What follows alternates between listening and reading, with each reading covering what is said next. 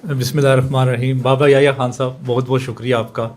गुलसाना मंशा, हकीम साहब, शाह साहब, भट्टी साहब, सूफ़ी साहब, आपका तो माशाल्लाह नाम ही सूफ़ी है, और माज हाशमी साहब, और आप सबका थोड़ी सी माज़रत चाहता हूँ आप लोगों से। कुछ आपको सेटिंग के लिए कोई आपको थोड़ा सा इशू फेस करना पड़ा, क्योंकि मुझे भी एक्सपेक्टेशन नहीं थी कि इतने लोग आ जाएंगे।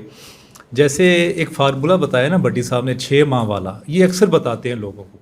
एक परेशान शख्स इनके पास आया, अपना मसला बताता है, तो भट्टी साहब ने कहा कि आप ना किसी की मुरीदी इख्तियार करें। वो एक हफ़्ते के बाद फिर आ गया, तो फिर भट्टी साहब ने कहा कि आप किसी की ना मुरीदी इख्तियार करें। अच्छा, वो शख्स गायब हो गया। वो शायद उसको फार्मूला पता था 6 माह बाद। वो 6 माह के बाद दोबारा आया और बड़ा खशाश बशाश, बड़ा खुश। तो कहता है भट्टी साहब मेरी ज़िंदगी के सारे मसाइल हल हो गए। तो कहते हैं अच्छा तुमने किसकी मुरीदी इख्तियार की है? वो कहता है भट्टी साहब मैं रन मुरीद हो गया हूँ।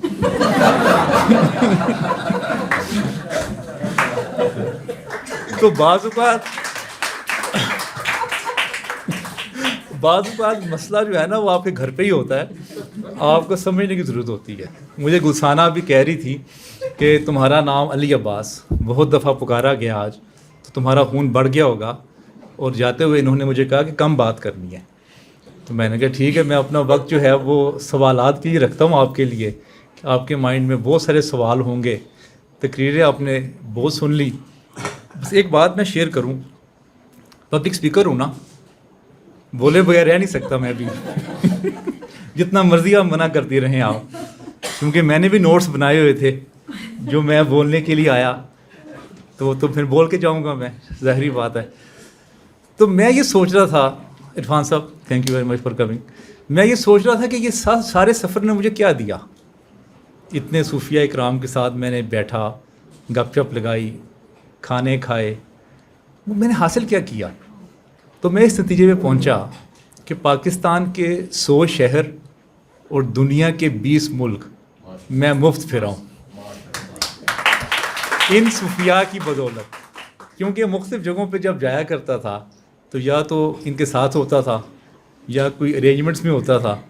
एक दफ़ा मैंने शाह साहब को भी एक चकमा दिया कि मैं आपका एक लेक्चर अरेंज करवाता हूँ यूके में। तो इन्होंने कहा कि हाँ जी ज़रूर करवाएं। तो मैंने कहा लेकिन मेरी टिकट फ्री होगी साथ। वो होता है ना दूल्हे के साथ एक सरपाला जो है वो जहेज़ में मिलता है। तो वो मैंने इस तरह के काम किए। बिलाल कुतुब साहब के साथ मैंने ज़िंदगी का बहुत सफ़र किया। पाकिस्तान के मुख्तलिफ़ शहरों का विज़िट करने का मौका मिला तो स्कर्दू में गया, जैसे आपने फरमाया और बाबा याया साहब ने फरमाया कि औरैया साहब के साथ सफ़र करने का मौका मिला स्कर्दू में, ये गुलसाना भी साथ थी। तो वहाँ पे उनकी शख्सियत को मैंने बड़ा मुख्तलिफ पाया। जैसा मैं सोच रहा था वैसा नहीं था, क्योंकि अमूमन लोग समझते हैं कि वो सख्त मिजाज के हैं, जबकि मैंने उनको बड़ा नरम मिजाज का पाया। फिर मैंने बिलाल कुतुब साहब के साथ ईरान इराक़ का सफ़र किया। उसके बाद मैं 2 दुनिया में ऐसे मुकामात हैं जहाँ पे तीनों मज़ाहिब इकट्ठे होते हैं। एक यरूशलेम है और दूसरा है, किसी को पता है? इकट्ठे मज़ाहिब, तीनों मज़ाहिब इकट्ठे इबादत करते हैं। कोहे तूर, आप गए हुए हैं कोहे तूर, इसलिए पता है आपको। अब कोहे तूर में जब गया तो वहाँ पे बड़ा मुश्किल तरीन सफ़र है उसका। हालांकि शाह साहब ने मुझे मना किया था कि आप कोहे तूर जब मिस्र जा रहे हैं तो वहाँ पे ना जाइएगा। तो मैं जैसे ही वहाँ पहुँचा मेरे दिल में कोई ऐसा ख़्याल आया कि हज़रत मूसा यहाँ पे सफ़र करके जाया करते थे और उस वक्त तो ज़्यादा इंतज़ामात भी नहीं थे। तो मेरा उसी वक्त ख़्याल आया दिमाग में कि मैं भी इसका सफ़र करता हूँ, क्योंकि दुनिया में वाहिद मकाम ऐसा है जहाँ पे खुदा इंसान के साथ हम कलाम हुआ। तो मैं वो जगह देखना चाहता था। अब इस सारे सफ़र में जो तजस्सुस है वो बढ़ता गया। जैसे तजस्सुस बढ़ता गया, इल्म की एक बहुत खूबसूरत बात यह है कि आप जितना भी हासिल कर लें आपको कम लगता है। और मैं ये कहता हूँ कि इल्म वही फ़ायदे वाला है जो आपको तड़प में इजाफ़ा करे, जो आपकी तड़प में इजाफ़ा करे। ऐसे इल्म पे میرے خیال سے آپ کو بھی فخر ہونا چاہیے. اچھا جب میں زندہ صوفی میں یہ کتاب لکھ رہا تھا، ویسے یہ دوسری کتاب لکھنے کا میرا ارادہ نہیں تھا، میں اپنا سفر نامہ لکھنا چاہ رہا تھا. تو معاذ ہاشمی صاحب نے مجھے ایکچولی موٹیویٹ کیا کہ تمہارا جو دوسرا ورژن ہے اس کتاب کا وہ آنا چاہیے. تو میرے خیال سے اس کا جو سارا صحرا ہے وہ معاذ ہاشمی صاحب کو جاتا ہے. اور جو آپ رائلٹی کی بات کر رہی تھی نا، وہ بھی انہوں نے مجھے ایڈوانس دی تھی ویسے. جو پاکستان میں بڑے کم رائٹرز ایسے ہیں پاکستان میں جن کو کوئی اپنے جو رائٹنگ ہے اس کی رائلٹی ملتی ہے. تو میرے خیال سے میں اتنی ہی بات کروں گا، کافی باتیں ہو گئی. میں چاہوں گا، کیونکہ اب میں آپ کو پتہ ہے میں سننے کا زیادہ شوقین ہوں، کیونکہ میں نے حساب لگا لیا تھا کہ قاسم علی شاہ صاحب سے زیادہ میں پبلک اسپیکر اچھا نہیں بن سکتا. تو میں نے یہ سوچا کہ ان کو تو میں کاٹ نہیں سکتا، لہٰذا گڈ لسنر ضرور اچھا بن سکتا ہوں. آپ کا کوئی سوال ہے تو مجھے پلیز بتائیے. 10 منٹ ہمارے پاس رہ گئے ہیں، میں آپ کے کچھ سوالات کا جواب. جی نوید صاحب. جی آپ کو کیا لگتا ہے کہ صوفیہ کرام جو اپنے اتنے ڈفرینٹ طرح کے ان کے انٹرویوز آپ نے کیے ہیں اور ان کا آبزرو کیا، آپ کو ان میں کوئی کامن بات جو محسوس ہوئی ہو؟ تھینک یو ویری مچ، یہ آپ نے سوال کر دیا. ابھی عائشہ اور اسامہ صاحب ہیں ادھر، اسامہ صاحب ابھی نہیں ہیں. وہ مجھے یہ کہہ رہے تھے کہ یہ صوفیہ جو ہے، جو صوفی ہے وہ کون بن سکتا ہے، بلکہ وہ مجھے کہہ رہے تھے کہ میں بھی صوفی بننا چاہتا ہوں. تو میں نے ان کو کہا نہیں یار آپ نہیں بن سکتے. تو وہ کہتے ہیں یار آپ نے ہی تو بنانا ہے، آپ نے ہی تو کہنا ہے جس کو. تو میں نے کہا تمہارے اندر وہ کیپیسٹی نہیں ہے. تو میں نے کہا 3 باتیں بہت ضروری ہیں. نمبر 1 حوصلے سے سننا ہے کسی کو، سن کے ہی آدھا مسئلہ حل ہو جاتا ہے، نمبر 1. نمبر 2 کھانا کھلانے کی آپ کے اندر اہمیت اور صلاحیت ہو، اور بڑے طریقے اور پیار کے ساتھ. دوسری بات. اور تیسری بات آپ نے حوصلہ دینا ہے. بس یہ 3 کام ہے اور انسان جو ہے وہ آگے چل پڑتا ہے. علی صاحب میرا سوال ہے آپ سے. جی میرا سوال آپ سے یہ ہے کہ ہماری سوسائٹی میں ہم کسی بہتر کو، کسی اپنے سے قابل انسان کو، کسی استاد کو، مرشد کو ڈھونڈتے ہیں، اس کے بعد اس کی 100 خوبیاں بھی ہوں، کوئی ایک خامی پکڑتے ہیں اور اس سے دور ہو جاتے ہیں. یہ جو بالکل مکمل کو ڈھونڈنے کی تلاش ہے، یہ کتنی نارمل ہے، یہ اب نارمل ہے؟ اور یہ میں نہیں کہتا سب میں، لیکن ایک بڑی تعداد کے لوگوں میں ایسا ہی ہے. یعنی ہمارے پیر و مرشد باسم علی باسم صاحب فرمایا کرتے تھے اگر آپ کو سچا نہیں ملا نا تو اللہ سے اپنی عقل پہ توبہ کرو کہ تمہیں کوئی سچائی نہیں ملا. تو یہ جو مزاج ہے کہ ہم سب کو ٹرائی کرتے کرتے پارس کو بھی ضائع کر دیتے ہیں جس نے سونا بنانا تھا، اس مزاج کے بارے میں آپ کیا کہتے ہیں؟ شاہ صاحب یہ ویسے میرے ساتھ بھی بہت ہوا ہے کہ جیسے کہ بٹی صاحب نے فرمایا کہ وہ 2 نمبر بابے اور وہ یہ سارے لوگ جو ملتے ہیں آپ کو راستے میں، یہ بھی ملتے رہے ہیں. لیکن میں نے یہ سیکھا ہے علمی رویہ اختیار کرتے ہوئے کہ جس سے جو بہتر ہے نا وہ آپ حاصل کر لیں، اور جو آپ کو نہیں پسند تو وہ چھوڑ دیں. بات آپ کو پسند آ ہی نہیں سکتا کوئی شخص 100%، کیونکہ آپ کے اندر اپنے بائسز ہیں، سامنے والے کے اپنے بائسز ہیں. جو باتیں آپ کو اس کے اندر سے پسند آتی ہیں وہ پک کرتے رہیں. اچھا شاہ صاحب اس میں مجھے مرغی سب سے زیادہ انٹیلیجنٹ لگتی ہے. کبھی آپ زندگی میں ایکسپیرینس کیجئے گا. یہ ایک پریکٹس شیئر کرنے لگا مرغی کی. آپ دانا اور کنکریاں مکس کر کے مرغی کے سامنے رکھ دیں، مرغی کنکریاں چھوڑ دے گی اور دانا چگ لے گی. تو یہ مثال میں نے مرغی سے سیکھی ہے کہ آپ کنکریاں چھوڑیں اور اپنا دانا چگ لیں جو آپ کے فائدے کی چیز ہے. جی صاحب کیا ایک ہی ہونا ضروری ہے؟ سائنس اور سائنٹسٹ 2 مینٹور نہیں ہو سکتے، 2 رہبر نہیں ہو سکتے، یا 2 سے زیادہ نہیں ہو سکتے؟ بالکل ہو سکتے ہیں، میرے خیال سے ہونے چاہیے. کیونکہ پروفیسر احمد رفیق اختر صاحب کا میں جملہ آپ کو کوٹ کرتا چلوں. پروفیسر صاحب کہتے ہیں جو عقیدت ہے وہ علم کی موت ہے. جب آپ عقیدت میں بہہ جاتے ہیں تو پھر آپ نہ کوشچن کر پاتے ہیں اور نہ ہی آپ علم کو اس طرح سے ایبزارو کر پاتے ہیں. میں ابھی ڈیلس تھا امریکہ میں، تو غامدی صاحب کو ملنے کے لیے میں نیو یارک سے اسپیشلی ڈیلس گیا. 3 گھنٹے کی فلائٹ کا سفر ہے وہاں پہ. اور ان سے کیونکہ میں نے یہاں بہت سیکھا ہوا تھا، لیکن میں نے کہا میں امریکہ اب آیا ہوں اور ان سے میں گپ شپ کروں تو میں سیکھتا ہوں. آپ کو جو شخص ملتا ہے بہتر وہ سیکھیں، لیکن آپ ایک اپنا جو مینٹور ہے اس کو ضرور فائنل کریں، لیکن مینٹور فائنل کرتے ہوئے کافی ٹائم لگائیں. دیکھیں آپ کی اگر مزاج ملتا ہے اور اس کا علم آپ سے زیادہ ہے تو آپ اس کے ساتھ رکھیں اور پھر سارا کا سارا اس کو پڑھیں، اس کے ساتھ وقت گزاریں. جیسے شاہ صاحب نے کہا سفر کریں اس کے ساتھ، تو پھر آپ کے پرتھیں جو ہے نا وہ کھلتی جائیں گی. جی جی جی جی. میرا نام فرح ہاشمی، اور لگ بھگ 8 سال پہلے میں بھی جتنے بھی سب ماشاء اللہ لوگ بیٹھے ان سب سے انٹرویو بھی کیے، ملاقات بھی، کیونکہ میں جرنلسٹ ہوں. اچھا، مجھے پچھلے یعنی میں وہ 8 سال پہلے میرے والد کا انتقال ہو گیا تھا، وہ بھی ایک صوفی شخصیت تھے، تو اس کے بعد سے میں نے اپنی وہ کتاب اور ریسرچ وہیں پر روک دی تھی. جی. مجھے جو یہ جاننا ہے، جو تجربے میں میری بات سامنے آئی، کہ یہ جو راہ صوفی ہے یا جو حقیقت کی راہ پہ چلنا ہے، اس میں میں نے جتنے لوگوں کو دیکھا ان سب میں مجھے میں کا عنصر بہت نظر آیا. ٹھیک ہے. جبکہ فقیری سکھاتی ہے کہ آپ عارضی عز و انکساری رکھیں، لیکن مجھے ہر بڑے صوفی میں جو ہمارے ملک میں نامور بڑے نام بولے جاتے ہیں ان سے ملنا، ان کا، کیونکہ میں نے بطور جرنلسٹ ان کو آبزرو کیا تھا کہ کیا چیز میں ہے، تو ان میں مجھے میں کا عنصر بہت زیادہ نظر آیا.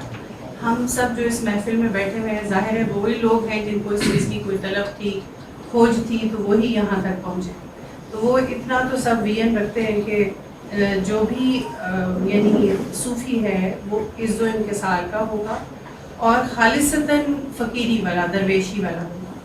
لیکن جو بیوروکریسی میں جس طرح ہمارے بعض صوفی جو ہیں ان کا بیوروکریسی میں بھی بہت انوالومنٹ ہے، اور شروع سے دیکھا میں نے، بہت 25 30 40 سال پڑھا بھی اس میں، کہ وہ لوگ بھی بیوروکریسی کے ساتھ صوفی کا تعلق رہا. صحیح سمجھ گیا. ٹھیک ہے. ٹھیک ہے. تو اس میں میں کا ایلیمنٹ رہا، جبکہ فقیری میں نہیں ہے. ٹھیک ہے فرا. ایسا کیوں نہ ہے؟ پہلی بات تو یہ جو آپ اتنا فقیر سمجھ رہی ہیں سب کو، یہ اتنے بھی فقیر نہیں ہوتے.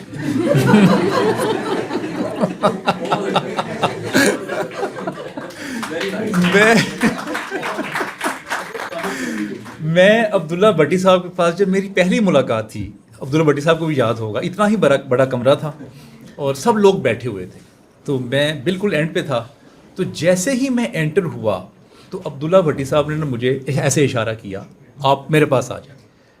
اچھا، میں نے تھوڑا سا یہ سوچا کہ لوگ پہلے بیٹھے ہوئے ہیں تو سر میں لیٹ آیا ہوں، تو آپ پہلے ان کو دیکھ لیں، میں انتظار کر لوں گا. اچھا، انتظار کرنے کا مجھے بڑا شوق ہے. ویسے مجھے کوئی بھی کہیں بلائے، میں آرام سے 8 گھنٹے 10 گھنٹے ملاقات کرنے کے لیے کسی بھی علمی شخصیت سے انتظار کر لیتا ہوں، اور باہر بیٹھ کے بار بار میسج نہیں کرتا، یا ریسیپشنسٹ کو نہیں کہتا، یا وہ ان کے شاگرد کو نہیں کہتا کہ مجھے ملوانا ہے. ان کو پتہ ہوتا ہے سارا. بھٹی صاحب نے مجھے فوراً بلایا. اچھا، سب لوگ جو وہاں بیٹھے ہوئے تھے ان میں ایک غصہ بھی تھا اور وہ ان کے اندر پریشانی بھی تھی. اچھا، میری ملاقات بھی پہلی. تو بھٹی صاحب نے مجھے اپنی چیئر سامنے رکھی، میرے گھٹنوں کے ساتھ گھٹنا لگا کے میرے سر کے ساتھ سر جوڑ لیا. اچھا، میرے لیے یہ بات بڑی حیران کن تھی. نہ میں کبھی پہلے ملا، نہ میں نے کوئی کتاب پڑھی بھٹی صاحب کی پہلے. تو مجھے بھٹی صاحب کہتے ہیں تمہیں کیا چاہیے؟ میں نے کہا میں تو سیکھنے آیا ہوں آپ سے. تو بھٹی صاحب کہتے ہیں تم نے میرے گھر 5 بجے آ جانا ہے. اور میں 5 بجے چلا گیا. تو فرا صاحبہ، ملاقات کرنے کے لیے یا قریب ہونے کے لیے کچھ مشقت آپ کو بھی کرنی پڑتی ہے، اور جو وہ مشقت ہے وہ جو صوفی ہے یا روحانی شخص ہے وہ دیکھ لیتا ہے. تو پہلے اپنے اندر کوئی نہ کوئی کوالٹی ایسی پیدا ضرور کریں کہ لوگ آپ کو خود بلائیں صوفی اور روحانی شخص. میرا کیونکہ رہا ہے واسطہ، یہ ہمیشہ اور ہر وقت ایسے شاگرد کی تلاش میں رہتے ہیں جو علم کے متلاشی ہوں، نہ کہ صرف اپنے مسائل اور اپنی پرابلمز اور اپنے ایشوز سولو کروانا چاہتے ہیں. یہ تو کہتے ہیں کہ ہم آپ کو اتنا انڈیپینڈنٹ کرتے ہیں کہ آپ اپنے ایشوز خود ریزالو کریں. جی جی سوال ایڈ کرنا چاہوں گا. جی جی سوال چھوٹا سا ہے کیونکہ موضوع وہ چل رہا ہے. سوال میرا بھٹی صاحب سے ہے. سوال یہ پھر واسف علی واسف صاحب کا جھوٹ ہے. واسف صاحب فرماتے ہیں کہ پیر سچا نہیں ہوتا، مرید سچا ہوتا ہے. واہ واہ واہ، ایکسلنٹ. پیر سچا سچا نہیں ہوتا, طلب سچی ہوتی ہے. وہ طلب جو ہے نا وہ سب سے بڑا مرشد ہے, وہ رستہ لے لیتی ہے. یہ ہم سب جو اس کہہ لیجیے رستے پہ چلنے کی تھوڑی بہت ہم نے کاوش کی, اور ہم سب کے ایکسپیرینس میں یہ سملر چیز ہوگی کہ خراب لوگ بھی ملیں, یا بعض اوقات کہہ لیجیے کھجل ہو گئے مظاہر. میں بھٹی صاحب سے صرف یہ چاہوں گا سند کے طور پہ, اس کو آپ سیکنڈ اگر کرنا چاہیں بھٹی صاحب, کہ میں نے ضائع جاتی کوئی نہیں, وہ کہیں نہ کہیں پرزرو ہو جاتی ہے اور کسی اور وقت میں وہ ریوارڈ بن جاتی ہے. کیا خیر کے رستے میں ایسا ہی ہوتا ہے؟ بڑی پیاری, میرے ایک دوست نے پہلے بھی سوال کیا تھا کہ دو مرشد. میں کہتا ہوں کہ جب آپ طالب ہیں, جب آپ اس سفر پہ چلے ہیں, جب آپ کھوجی ہیں, جب آپ تلاش کر رہے ہیں, تو سب سے بڑا مرحلہ اپنی ٹریمنگ کا ہے.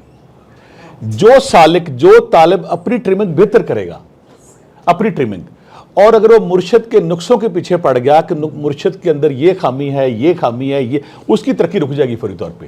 میں کہتا ہوں مرشد لکڑ دا بھی ہے گا ہے, تو آڈی طلب اگر سچی ہے تو منزل پا دو. ایک چھوٹی سی بات میں آج کروں, وہ یہ ہے کہ اگر آپ کو کوئی مرشد نہیں مل رہا ہو تو کوشش کریں کہ آپ کا اندر آپ کی جو شخصیت ہے, روح ہے, اس سے ٹچ ہو. آپ کی روح میں کسی بھی پرانے روحانی انسان سے, میں رسولوں نبیوں کی بات نہیں کر رہا ہوں, اس سے ہزاروں گنا بڑی طاقت چھپی ہے. تو آپ اپنی روح سے ٹچ ہو جائیں. جب آپ کی لائٹ جلنی شروع ہو جاتی ہے, درود شریف پڑھتے جائیں, 1000 بار روز پڑھ لیں, 1500 بار, آپ کی لائٹ جلے گی. پھر ایک اور ہے کہ جب تک کوئی سالک طالب اپنی ٹریمنگ نہیں کرتا, اپنی جسم کو تزکیہ نفس کے پرس راہ سے نہیں گزارتا, اپنے جسم کو کثافت سے لطافت میں لے کے نہیں جاتا, اپنا تکبر, غرور, نفرت, شہوت, لالچ کو نہیں مارتا, اس کا سفر بیکار ہے. جنہیں مرضی مرشد آ جانا. بے شمار ایسے مرشد تھے جن کے نہیں, رب آرام نہیں کرے گا. بے شمار ایسے مرشد ہیں. ہاں آپ ایک, ہاں نہیں, ایک اور میں یہاں کلیئر کرتا ہوں. پاکستان میں بے شمار ایسے مرشد تھے جن کے 3-4 ہی مرید آگے گئے, باقی فراڈی بھی تھے, جھوٹے بھی تھے. تو اس کا مطلب کلیئر ہو گیا کہ جو سالک تگڑا ہے, جو طالب تگڑا ہے, جو مرید تگڑا ہے, منزل اسی کو ملے گی. اگر وہ اس چکر میں پڑا رہا نا, کہ دیکھیں نا, بے شمار ایسے مرشد بھی ہیں, 2 نکلے طالب علم, باقی کوئی ان پہ فائرنگ کر رہا تھا, کوئی لوٹ مار کر رہا تھا, کوئی فراڈ کر رہا تھا. تو جب تک طلب اپنا برتن آپ صاف نہیں کریں گے, اپنے پانڈے کو صاف نہیں کرو گے, دودھ نہیں پائے گا. دودھ پائے گا جب پانڈا صاف ہوئے گا. میرا سوال یہ ہے, میری کم علمی کی وجہ سے میں آپ سے یہ سوال کر رہا ہوں کہ میں سمجھ نہیں پایا ہوں کہ آپ نے ماشاءاللہ جو زندہ صوفی کے نام سے بک کی ہے, مجھے یہ سیکھتا ہے کہ ہمارے جو اسلاف تھے, صوفیہ کرام جن کو ہم کہتے تھے, ان میں اور آج کے صوفی میں, جو میڈیا کا صوفی بھی ہے, ان میں کوئی فرق آپ سمجھتے ہیں کہ ہے؟ جی, وہ ہمیں ذرا ایجوکیٹ کریے. پہلے سکرین تھی, اب سکرین نہیں تھی, اور اب سکرین ہے. دیکھیں, کریکٹر میں کسی کے دل کے اور دماغ کے اندر جا کے کریکٹر کا میں نہیں کسی کا سرٹیفکیٹ دے سکتا. میں تو صرف آپ کو اپنی آبزرویشن بتا سکتا ہوں کہ میری آبزرویشن لوگوں کے بارے میں کیا ہے. اور یہ جو کریکٹر والا کام ہے نا, ویسے شاہ صاحب نے بھی ایک دفعہ بات کہہ کے پھنس گئے تھے. کریکٹر جو ہے نا, وہ خدا کو فیصلہ کرنے دیں کہ کریکٹر کسی کا کیا ہے. چھوڑ دیں, آپ خدا کے قریب خدا نہ بنے. اگر آپ دہرا دیں تو آپ بھی پھنس جائیں.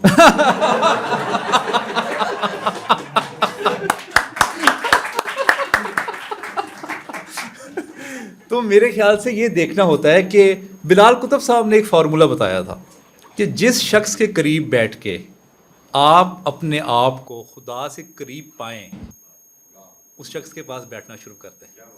یہ ایک فارمولہ میں آپ کو بتا دیتا ہوں جو بلال صاحب کا ہے. آ رہا ہوں سر آپ کی طرف. جی سر, سب سے پہلے تو تعریف ہے آپ کی کہ لوگ کہتے ہیں ایک صوفی نہیں ملتا, اپنے 5-6 آگے ماشاءاللہ. اور دوسرا یہ اس کی ایفیکیسی تو بڑی اچھی ہے کہ ڈاکٹر صاحب نے آج ہی پڑھی ہے اور انہوں نے آج تک کام بھی کیا, بتایا ہمیں.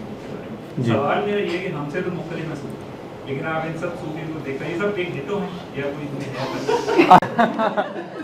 اسپیشلائزڈ ہیں. ان کی بھی میں نے کیٹیگری میں نے بنائی ہوئی. جیسے اگر آپ نے فلسفہ اور تاریخ اور آپ نے انٹلیکچوئل ڈیپتھ پیدا کرنی ہے تو آپ پروفیسر احمد رفیق اختر صاحب کو سننا ہے.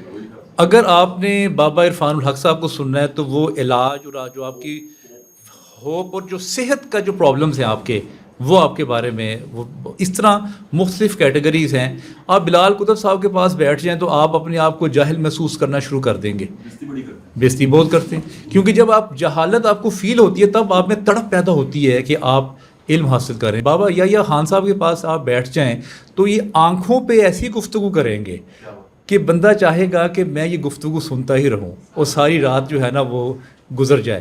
اسی طرح عبداللہ بھٹی صاحب کے پاس بیٹھ جائیں تو یہ آپ کو لطیفے سنائیں گے. عبداللہ بھٹی صاحب کو اللہ نے جو بہت بڑا وصف دیا نا, جو انہوں نے بات کہی ہے وہ تھوڑی کہی ہے. عبداللہ بھٹی صاحب بندے کا پوٹینشیل دیکھ لیتے ہیں جی, اور یہ بک اپ کرنا نا, یہ ہے ویسے ہم کہتے ہیں موٹیویشن, یہ صوفی کا کام ہے.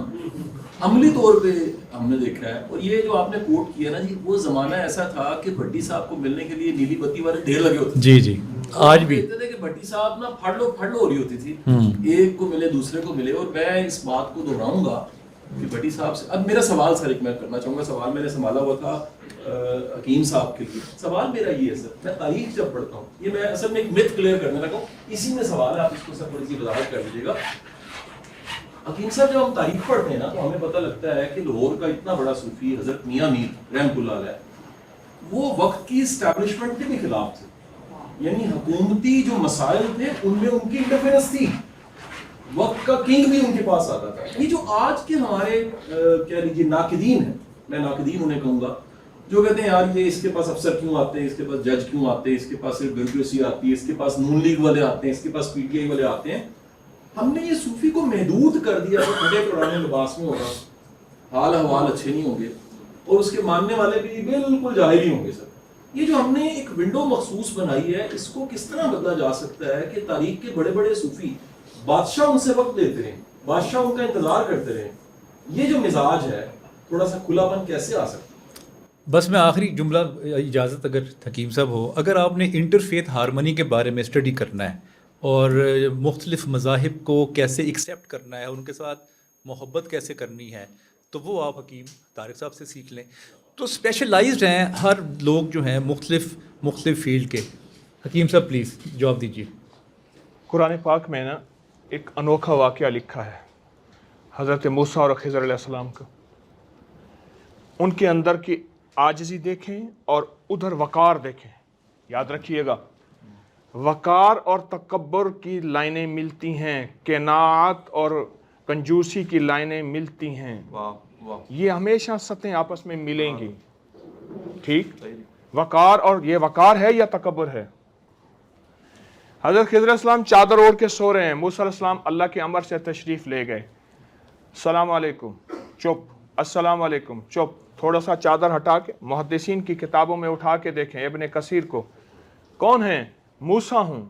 کیا چاہتے ہیں؟ کہا میرے ساتھ نہیں چل سکتے. بڑی منت کے بعد کہا سوال نہیں کرنا. اسے میں نہیں کہیں گے, اسے وقار کہیں گے, اور موسیٰ علیہ السلام کی سچی طلب کو کہیں گے کہ ان کی سچی طلب کو کیسے انہوں نے اور امت کو کیسے سکھایا. دوسری چیز یہ ہے کہ جیسے محترم سید بادشاہ نے ایک بات کہی کہ ہمارے ہاں صوفی کا نام آتے ہی پھٹے پرانے کپڑے, جھونپڑے وغیرہ یہ ہوں گے. میں جیسے بھٹی صاحب نے اپنی بپتا سنائی بغیر ستائش کے, میں عرض کروں گا 1762 میں میرا خاندان بخارا سے آیا. میں 4 بار, ابھی بھی دسمبر برف میں بخارا میں تھا, بخارا سے آیا. اچھا, میرے سگے پردادا 1919 میں اسٹیٹ کے چیف جسٹس تھے, سگے پردادا. آج بھی لوگ سورۃ یاسین پڑھ کے ان کی روح کو ہدیہ دیتے ہیں, دنیا ان کے مزارات پہ جاتی ہے. کیا خیال ہے اگر ہم یہ ذہن میں لے آئیں کہ کوئی پھٹا پرانا, میری گزارش یہ ہے طلب اور تڑپ, جیسے آج کی ہماری جتنے بھی مقررین معززین نے ایک لفظ بار بار بیان کیا ہے, کھوج, تلاش, طلب, تڑپ. اگر یہ انسان میں ہو تو سچا مل جاتا ہے. اور جیسے فرمایا مرید ڈھونڈتا ہے, مرشد نہیں ڈھونڈتا. اصل یہی چیز ہے. اللہ پاک آپ کے سچے جذبوں کو قبول کرے. شاہ صاحب نے مجھے اشارہ کر دیا ہے کہ ٹائم ختم ہو گیا ہے, روحانی اشارہ, کیونکہ میں نے, آپ لوگوں نے سب نے چلے جانا ہے, میں نے یہی رہنا ہے. تو میرے خیال سے جن لوگوں کے سوالات رہ گئے ہیں, میں ابھی یہیں پہ ہوں, وہ چائے پہ بھی ہو سکتے ہیں, وہ آپ لوگ ان کے ساتھ انڈیویجولی بھی مل سکتے ہیں. لیکن جانے سے پہلے جو تمام لوگ ہیں وہ میرے ساتھ تصویر ضرور اتار کے جائیں. Thank you very much. آپ کے وقت کا بہت بہت شکریہ.